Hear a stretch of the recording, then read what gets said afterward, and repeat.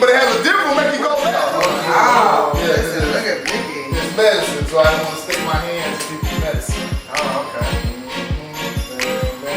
So do you have samples? Nope. Oh.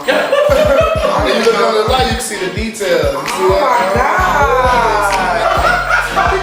So you keep Have you smelled any of the weed? No, I just don't know. Yeah, it's not tight. I'm trying to save them notes. What is this? Whoa. Yeah. What is that? It's called Leveaux Kush. Yeah. It's like a Brazilian rainforest. Oh, how Yeah, it is. And if you smoke a lot, you will feel like you are in the rainforest. Brazilian?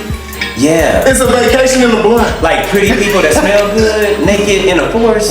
Pretty people that smell good. I can tell he smoked by that. Cause y'all don't smoke, so y'all smoke. I'm like, I've smoked before. pretty naked people. That was pretty organic. That was a dope. Yeah, it's good. I would have never. Now let's go. You gotta hit it. Next time I'm trying to get with a dude, I'm like, you look like a pretty rainforest. Brazilian rainforest? Brazilian Like it smell rainforest. like his name is Nadine. Like Nadine in that bottle. Perfect. So hey, y'all, I appreciate you guys tuning in. This is gonna be an amazing episode of So What You Think podcast, because we have a dope guest, Asa Leveaux. Thank you for having me. Glad to be here. We're gonna have fun today. We're gonna talk about And where we at? Yeah. we're at the Irie Coffee Shop.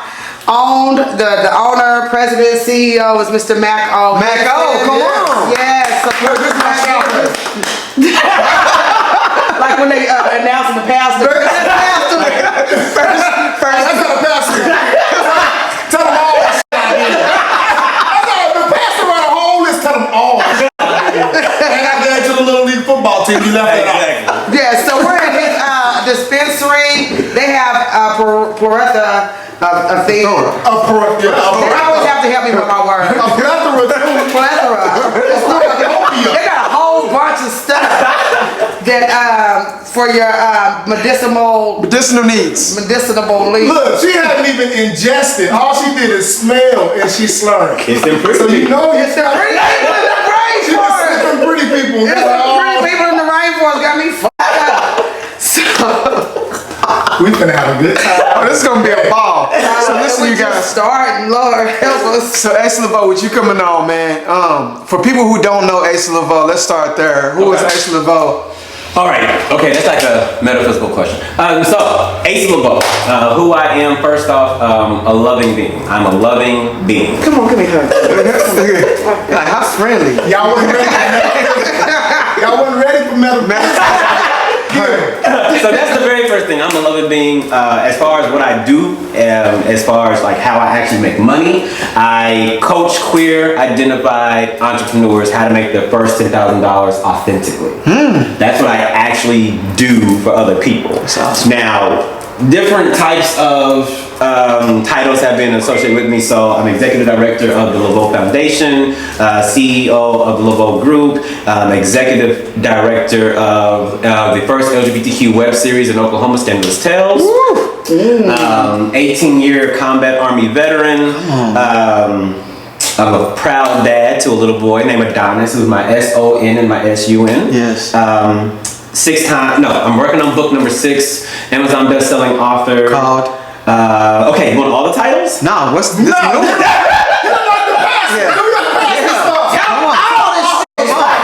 Alright, so book number 1 came out, I don't even remember right now. So that one is called 365 Erotic Reasons Why I Love You. Followed by Why I Won't Hire Black People. That's touching. Hey, we're gonna have to break that down. And I'm hold on. Listen, let me tell y'all.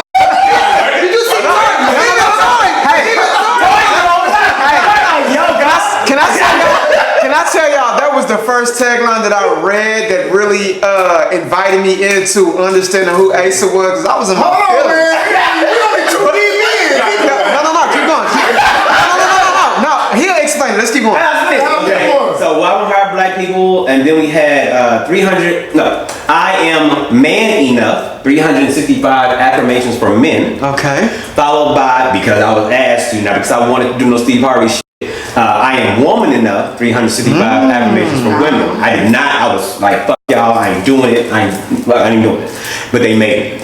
And then the 5th book that came out about 2 months ago is called Fuck Balance. Yes. Because my thing is, balance, this shit ain't real. Right. When you really want to grind and like have a fucking dispensary, this shit ain't balanced. You in this bitch till 3 o'clock in the morning, putting up walls and making packages and that's not fucking balanced. Right. Like everybody in your life don't get equal parts of you all the fucking time. You have to find out today, this is where the energy goes. Right. And tomorrow it goes here.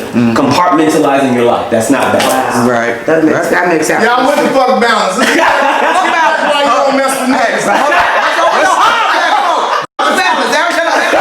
What's the next book? So the next book is actually my very first book about me. It's a memoir and it's called Black and Queer. The subtitle of Black and Queer is There's More in My Tank Than Sugar.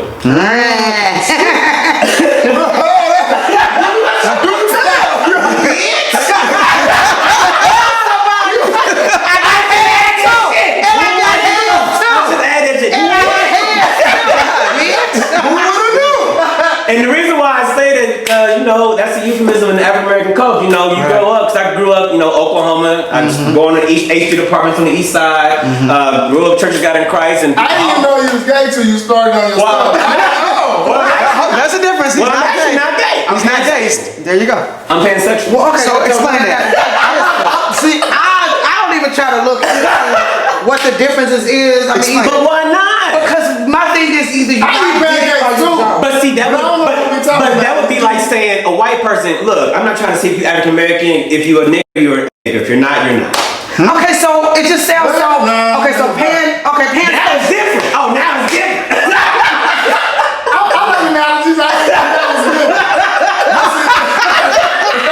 Okay, so tell us what a pansexual is. So let me just really go down. So you got LGBTQ plus, right? You got lesbians, you got gay people, you got bi people, you got trans people, you got queer people, right? Okay. Pansexual. Wait, is that really what the letter? Did you yes. I didn't even know.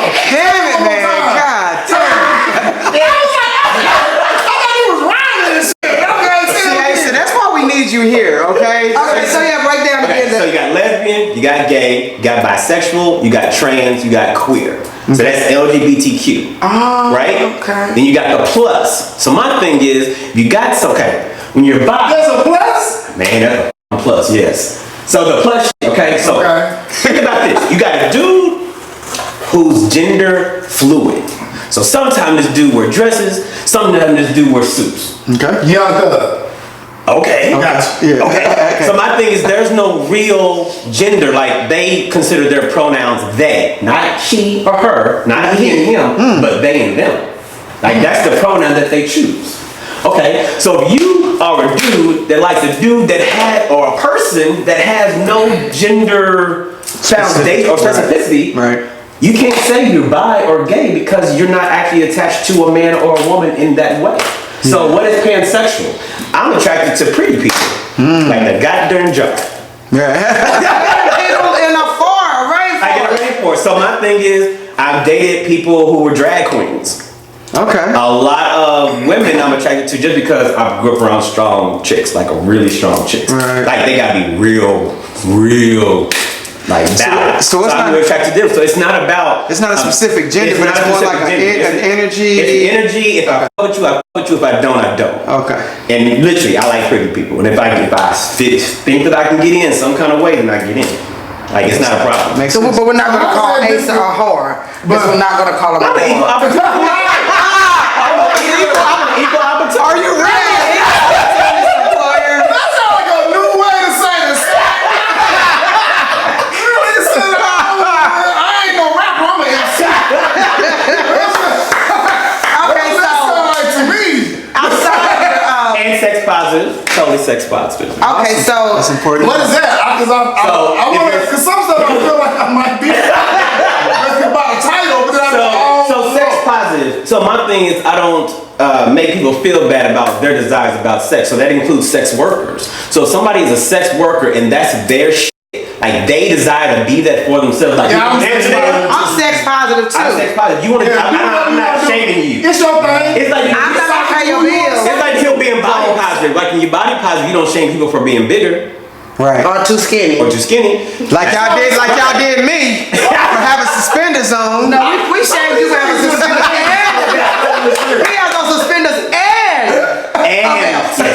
like he couldn't. So I don't forget my good. This case I gotta whoop my kids. No, I brought my belt because I'm gonna be changing, and I did not want to forget my belt because I had something going on. But anyway, let's keep okay, going. so But you know, T-Dot ain't missing out on chances. I'm not. So, my question to Asa, because you said you grew up in 8th Street apartments. Yeah. What high school did you go to? But we moved after that. Okay. We moved around when I was like 8. Did you go to Grant? No, I went to Colorado. Okay, you went to Colorado. What college did you go to? I started out at Oklahoma State, and then I got joined in the military. Matter of fact, 18 years yesterday. Oh, awesome. congratulations. I joined. I did the Army National Guard first because I got that bill, and I was like, like what I'm gonna do? Like, I wanna go shoot people across the world.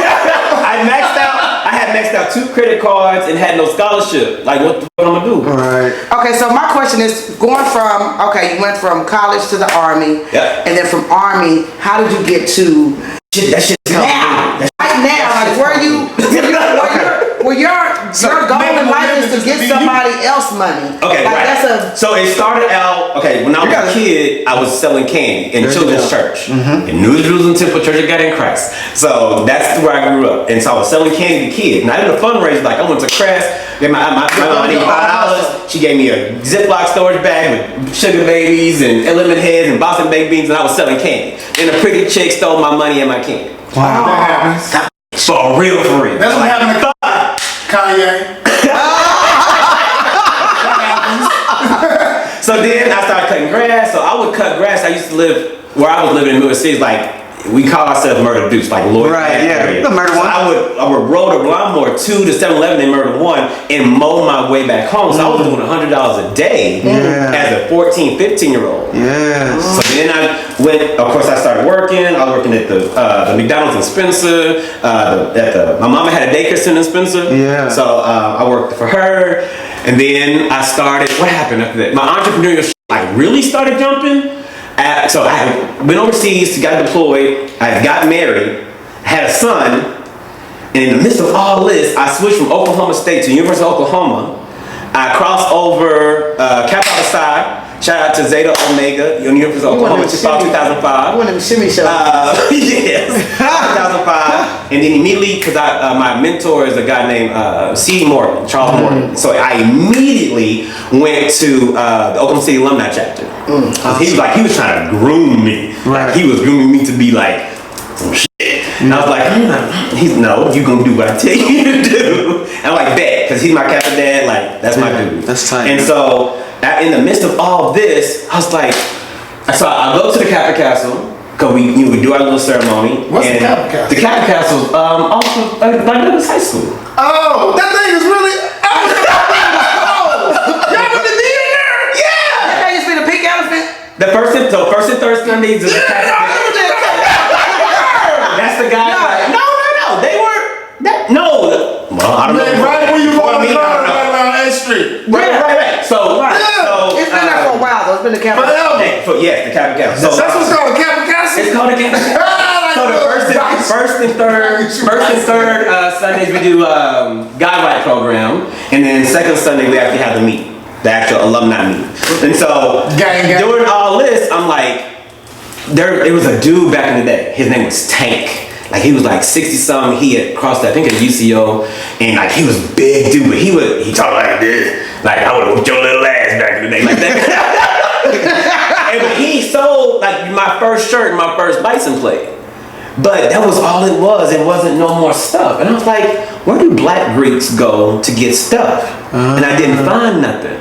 So I got sent overseas and I saved up money on the deployment. I came back and I started a store called Mahogany Concepts in Crossroads Mall. I remember that store. I remember that. So you were calling about where the pet shop used to be? Right across the street next to Stephen Barry's. Yeah. That was my store. So that was my store. And so we were doing really, really good. And then I had a step show called the Stump Classic at the Rose State Performing Arts Theater. I gave $5,000 grand prize. At the exact same time I'm doing the store, my mama says, hey Asa, we should do a daycare. And I'm like, Mama, that was your ministry. Like, you do the daycare, that's not me. End up opening a daycare called Mother's Umbrella on Air Depot, right around where Furs used to be in Middle City, in that little place. And it was called Mother's Umbrella, and we were licensed for 120 kids. So it was a big spot. It wasn't no home. It was a spot. So I owned it. She ran it. So I'm running between that place and the store, back and forth, back and forth, back and forth. And then it all went to shit. I lost everything. I lost it all. And so you went Valentine's weekend 2009. I love this story. Come on. It went to shit because the woman I was married to cheated on me for the 6th and final time. My great grandmother, who was basically the mother to my mother, because my grandparents were crackheads, like literally. Like, we need to take notes. This is some shit we need to come back. So, and then so she died. She passed away that weekend from Alzheimer's at the nursing home. Wow. And then it just all went to shit. Like it all the show didn't do well. Right. I still had to dole out that $5,000, but it didn't do it. Like people in the city literally wrote blogs about me. That was 09. That was 09. So what year did you get into what you're doing now? So my thing is doing all that. People, I was 22 at the time. So people are coming up to me at this time, like, Asa, how do you open a store? How do you open a daycare? And I'm just like, this way. And just do this, go to Secretary of State's Secretary of State's office, get your LLC, then you call the IRS to get your EIN, then you get a bank account, and after you do that, you gotta make sure you know who you're talking to, and then you have to know the difference between profit margins and discounts, because when you do a 50% sale, you still gotta make sure your profit margin is good so you don't go bankrupt. And so I'm doing all this shit, and I'm just giving information away. I ain't thinking that's a business.